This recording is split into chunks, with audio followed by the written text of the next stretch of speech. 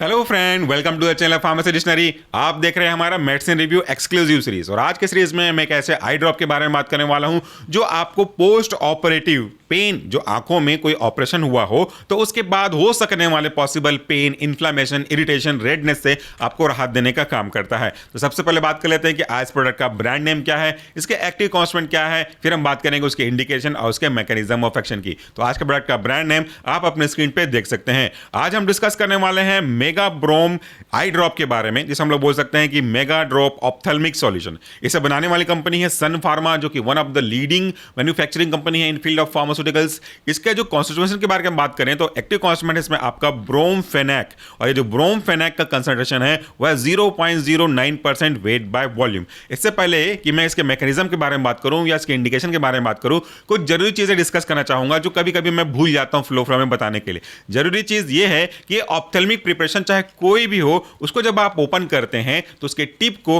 कभी भी आपको हाथ से टच नहीं करना। जैसे कि अगर आपको मैं ओपन करके दिखाऊं तो इसके साथ आपको कई चीजें मिलेंगी, लीफलेट भी मिलेगा। लीफलेट को आप फेंकिएगा मत, थोड़ा सा पढ़िएगा, आपके नॉलेज के लिए बहुत काम आता है। उसके बाद अगर ये आप ओपन करते हैं तो इसके टिप को जब आप ओपन करेंगे तो कभी भी इसके टॉप वाले पोर्शन को, जिससे आई ड्रॉप डलना है, इसको फिंगर से टच मत करिएगा, बिल्कुल ध्यान रखिएगा। और एक बार अगर ये ओपन हो जाता है, इसे मैंने यूज किया हुआ है अभी कुछ दिन से, तो अगर इसे आपने एक बार ओपन किया तो depending on the type of product वो वेरिएबल होता है, बट मोस्टली ये कहता है कि एक बार अगर आपने इसे ओपन किया तो इसे 1 महीने के अंदर खत्म करना है। भले ही इसकी एक्सपायरी डेट 1 साल क्यों ना बची हुई हो, आपको ये नहीं देखना कि 1 साल बचा हुआ है फिर कभी काम आएगा।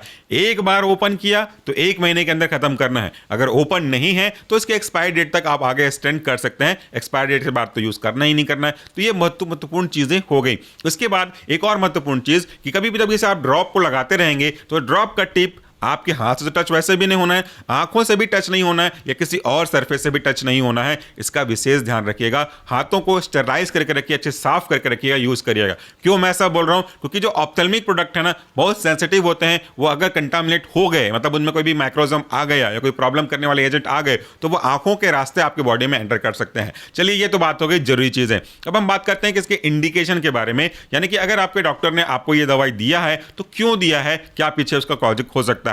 कई कारण हो सकते हैं। ओवरऑल कारण यह है कि अगर आपकी आंखों में पेन हो रहा है, इन्फ्लामेशन हो रहा है, रेडनेस हो रहा है, तो उसको कम करने के लिए दिया जाएगा, बेसिकली पेन और इन्फ्लामेशन के लिए। और वो कब होता है? वो तब होता है जब आपकी आंखों में कोई छोटा, मेजर या माइनर ऑपरेशन हुआ हो, चाहे वो कैटरेक्ट यानी कि मोतियाबिंद की सर्जरी हुई हो, या लेजर ट्रीटमेंट चला हुआ हो, या आंखों में कोई इंटरनल ब्लीडिंग हो गई हो, या कोई और प्रॉब्लम हो गया हो, तो उसमें पेन महसूस होता है।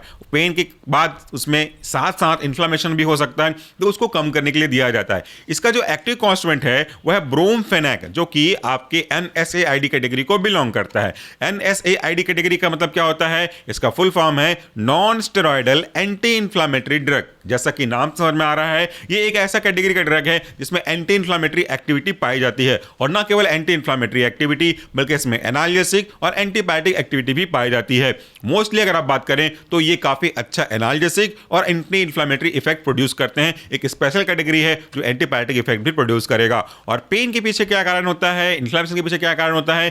पेन और इन्फ्लेमेशन के रिस्पॉन्सिबल होता है आपका प्रोस्टाग्लैंडिन, जो कि बनता है आपके कॉक्स पाथवे से मेनली। तो कहीं भी कोई चोट लगती है, ट्रॉमा होता है, कट लगते हैं, स्ट्रेस जनरेट होता है, तो वहां पे आपकी जो सेल्स है पर्टिकुलर पार्ट की, वो एराकिडोनिक एसिड बनाने लगती है। ये एराकिडोनिक एसिड फिर आपके कॉक्स पाथवे को फॉलो करते हुए, जिसमें कॉक्स 1 और कॉक्स 2 दोनों इन्वॉल्व होते हैं, प्रोस्टाग्लैंडिन बनाने लगती है। जब ये प्रोस्टाग्लैंडिन बनेगा, जो कि इन्फ्लेमेटरी मीडिएटर है, तो डेफिनेटली आपको उस पर्टिकुलर पार्ट में पेन और इन्फ्लेमेशन देखने को मिलेगा। तो यहाँ पे पूरा कल्प्रिट, यानी कि जो विलन है वह आपका प्रोस्टाग्लैंडिन। मैं ऐसा संज्ञा दे रहा हूं, एक्चुअली विलन तो कोई होता नहीं है। तो ये प्रोस्टाग्लैंडिन आपको परेशान करेगा, पेन और इन्फ्लेमेशन देगा। तो हमारी स्ट्रैटेजी उस पर्टिकुलर टाइम में क्या होती है कि आपके पेन को कम किया जाए। और पेन को कम करने के लिए हमें उसे कम करना पड़ेगा जिसकी वजह से पेन स्टार्ट हुआ है, और वह आपका प्रोस्टाग्लैंडिन। अब प्रोस्टाग्लैंडिन को कम करने के लिए हमें उन्हें कम करना पड़ेगा जिसकी मदद से प्रोस्टाग्लैंडिन बना है। इसको हम लोग बोलते हैं बैक गियर लगा देना। तो बैक गियर लगा के आप पाते हो कि कॉक्स जो है आपके लिए प्रॉब्लम क्रिएट कर रहा है, तो हम कॉक्स को अफेक्ट करते हैं। उसके भी अलग अलग क्लासिफिकेशन है, जो कि आप हमारे मेन चैनल सोल्यूशन फार्मेसी पे आकर के NSAID बाय